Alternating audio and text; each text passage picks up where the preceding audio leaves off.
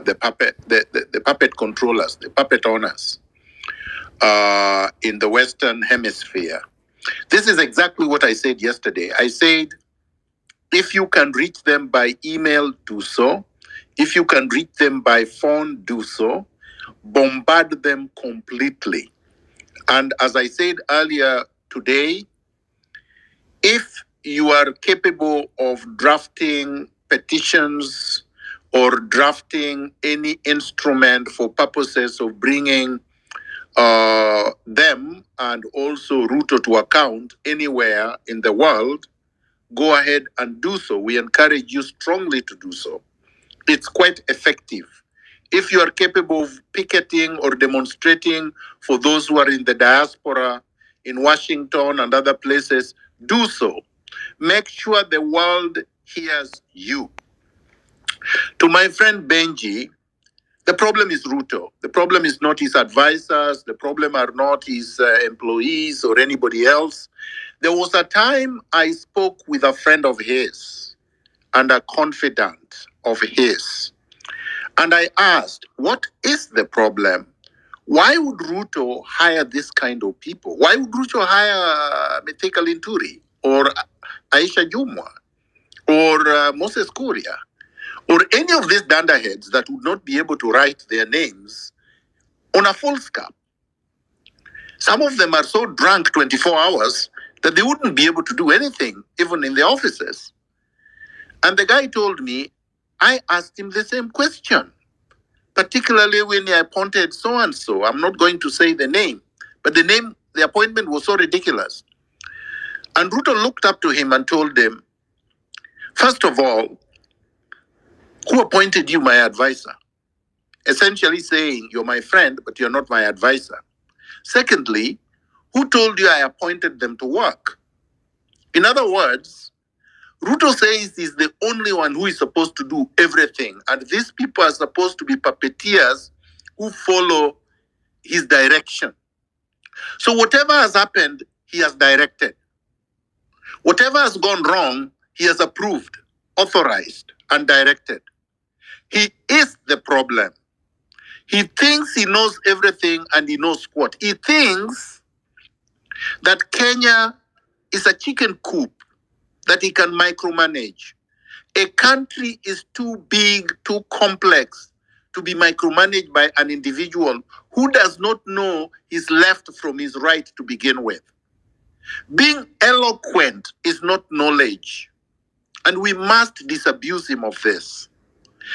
A country, even if you are the most intelligent, you wouldn't have enough hours to be able to dispense your knowledge on every sector in every sphere.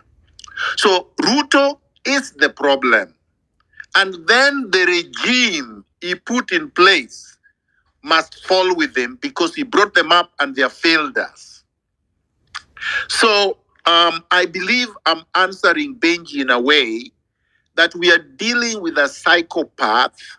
We are dealing with I wouldn't even call him a demagogue. He's worse than a demagogue. There is no English word to describe Ruto right now. He has metamorphosed into something too dangerous, too complicated to be understood even by Ruto himself, as we could see when he was being interviewed. So we are past redemption. We are into reconstruction, replacement, and punishment. Unless he decides on his own just to go into exile, in which case we can also bring him back. But as it is right now, he should resign, apologize to the Kenyan people, and maybe we may forgive him after he has brought back all the money that he has looted. But there should be no reverse gear. We are moving forward. Ruto has violated so many provisions of the Constitution, starting with the Chapter 6, integrity. The integrity provisions have been peed on and defecated on. And there is nothing that we are going to do about it unless we remove him. And he's not capable of cleaning himself. So the scandals are too many to enumerate. They happen every day, and it is almost as if he does it so that you wouldn't know where to start. Because would you really start with the fake fertilizer? Or would you start with the scandal about edible oils? Or would you start with the housing levy? Or would you start with the 700 million for every infrastructural development, 700 billion for every infrastructural development that they have so that they can steal? Or should we start with Farouk and his thugs, or Oscar Sudi? What is it? There are too many to enumerate. His foreign policy is in complete chaos. He's the only African leader supporting the genocide in Palestine. Like, that's just not forgivable. He's the only one supporting the genocide in Sudan. He supports Hemdet, who leads the Janjaweeds in Sudan, because Hemdet gives him access to the gold deposits in Sudan. I mean, we can go on and on. Ruto is irredeemable.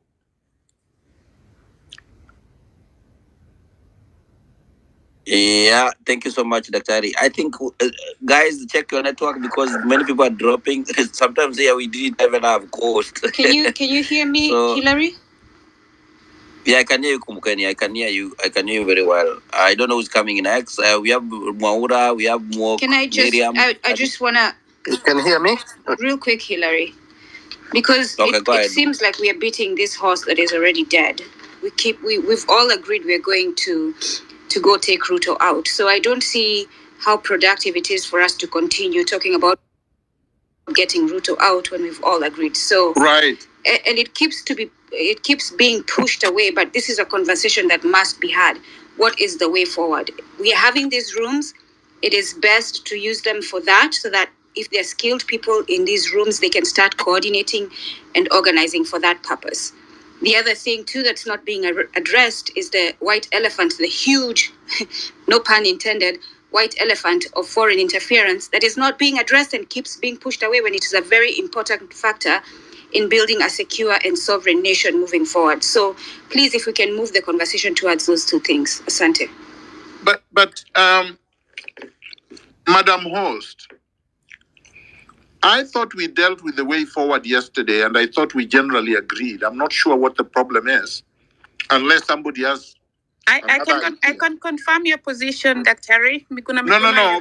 But I've not had any contrary position. Then let's have a briefing of it. Why don't we have a briefing for those who didn't hear? Because clearly I didn't hear it. Let's have a briefing. What hurts in us having a briefing? Were you here yesterday? I didn't hear a way forward yesterday. There was a comprehensive way forward yesterday, and it's even on my X handle. Really, if we are going to go back on what we discussed yesterday, we will not be able to move ahead. So here is my question. Let me finish. Okay. I've published a 2-page document, which is on my handle, summarizing what we discussed yesterday. I understand that, but it still does not address the issue of foreign interference. I have listened to you. I have read it. It's still not addressing that. In fact, we continue to talk about let's do protests. Let's force these foreign entities to. These foreign entities are intentionally doing this to us. So there's no going to ask. No. I think you are taking us back. Let me. No, I'm not. Once and for all. No. Hold on. Kumbukeni. No. With all due respect, thank you, Hillary, for taking charge. Let us not divert. If you want to talk about foreign interference completely, we can have a space for that. Miguna was invited for this, and let's keep to the topic. I know that the people who have different agendas, and they want to put